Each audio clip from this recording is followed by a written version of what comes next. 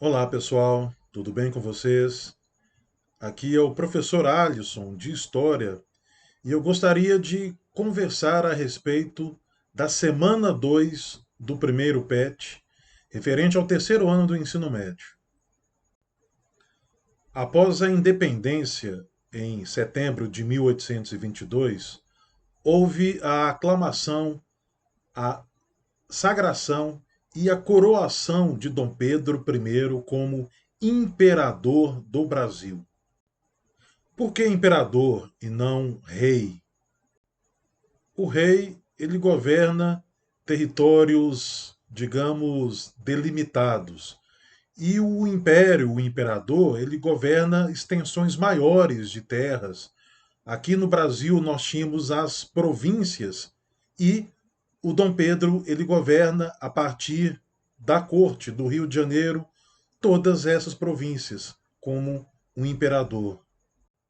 Além disso, a ideia de rei existente entre as monarquias europeias é de que a justificativa para o rei era a teoria do poder divino, do direito divino. O Dom Pedro I, ele era grão-mestre da maçonaria. Na verdade, todos os seus ministros ou as pessoas que apoiaram, os grupos que apoiaram a independência, eram formados por maçons. E a maçonaria não defendia essa ideia de um poder divino, né? Um rei através de um direito divino, e sim a ideia de um imperador pela vontade nacional, pela aclamação dos povos. Então, decidiu-se pela escolha do termo imperador. E, obviamente, foi montado, né, todo um conjunto de símbolos para o início da construção desse Estado, dessa nação, da identidade nacional brasileira. Óbvio que a presença de Dom Pedro I, de um imperador, de uma monarquia, gerava uma estabilidade social e econômica para o Brasil. E era isso que a elite econômica queria. A continuação do trabalho escravo, do grande latifúndio. Mas, obviamente, para esse novo país independente, era necessário o reconhecimento dessa independência pelos demais países e também a existência de uma Constituição. A primeira Constituição brasileira, ela vai surgir de cima para baixo, ela será outorgada, imposta por Dom Pedro para a sociedade brasileira.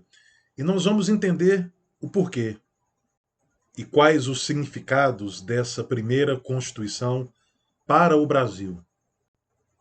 A Assembleia Constituinte, ela foi dissolvida em novembro de 1823 por Dom Pedro I. Por quê? Estava em jogo a discussão entre quais seriam os limites do poder do imperador. Ele teria amplos poderes, o poder seria centralizado no Rio de Janeiro, a, as províncias teriam autonomia, o poder legislativo teria soberania, teria um poder maior do que o próprio imperador.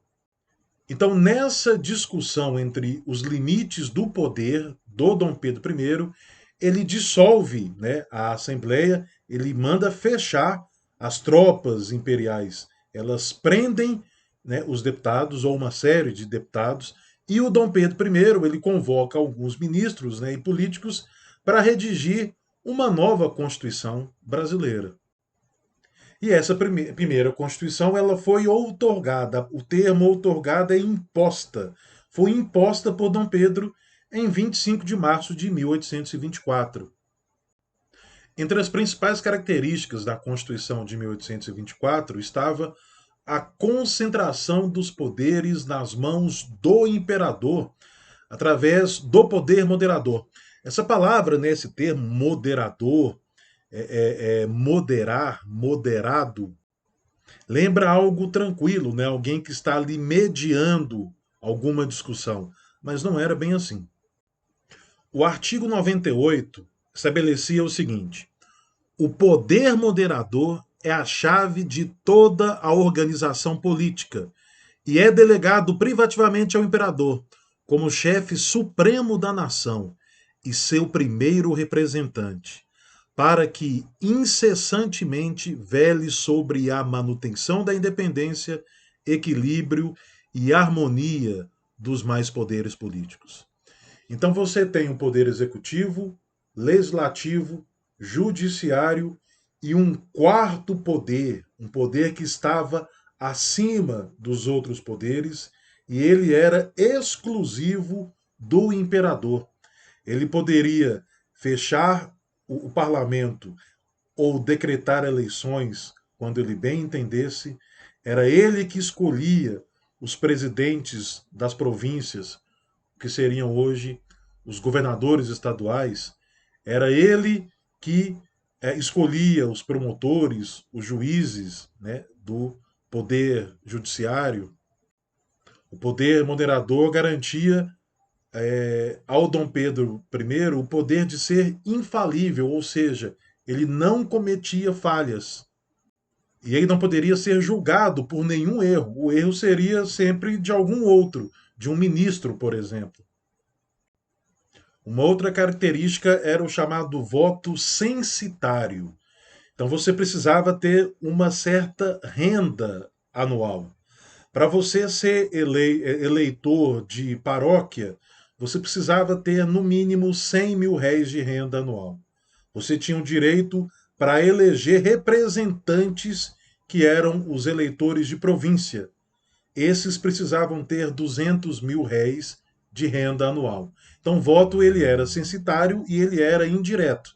Você votava em representantes e esses representantes elegiam deputados e senadores. Para ser candidato a deputado, você precisava ter uma renda anual de 400 mil réis e senador uma renda anual de 800 mil réis. Obviamente, a maioria da população não votava. Eram escravos, eram mulheres e aqueles que não possuíam uma renda mínima. A Constituição estipulou a religião católica como a religião oficial do Estado.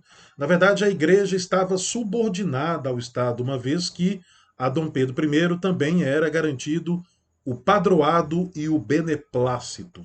O padroado era o direito de preencher alguns cargos, né, da alta cúpula da igreja ao seu bel prazer. E o beneplácito era o direito de obedecer ou não às ordens vindas do Papa. Então, só para recapitular, lembrando que o regime seria monárquico e transmitido de forma hereditária, existiriam 4 poderes, além dos poderes, digamos, tradicionais, né? Executivo, legislativo e judiciário, existia o quarto poder, que era exercido pelo imperador e estava acima, né, dos outros poderes, garantia poderes absolutos, né? Então, na verdade, o imperador ele era chefe de estado, de governo, não apenas reinava, ele governava. O voto censitário, né, você precisava comprovar uma certa renda para votar, estabeleceu a Igreja Católica, né, a religião católica como religião oficial do Brasil, e a igreja era subordinada ao Estado. A criação de um Conselho de Estado, né, aí eram conselheiros, eram ministros escolhidos pelo próprio imperador. Né? O poder executivo era exercido pelo imperador e os seus ministros. Os deputados e senadores seriam os responsáveis pela elaboração das leis, né, que seriam executadas pelo poder executivo. O território nacional ele continuou sendo dividido em províncias, hoje são os estados, né? O imperador ele não respondia pelos seus atos, ou seja, ele era infalível, né? Não cometia falhas. O estabelecimento aí de algumas garantias e direitos individuais, lembrando para a população considerada livre. Para o escravo, nada, né? Ele era considerado uma mercadoria, uma propriedade. A Constituição é para todos, majestade. Quase todos. Eu estou acima dela.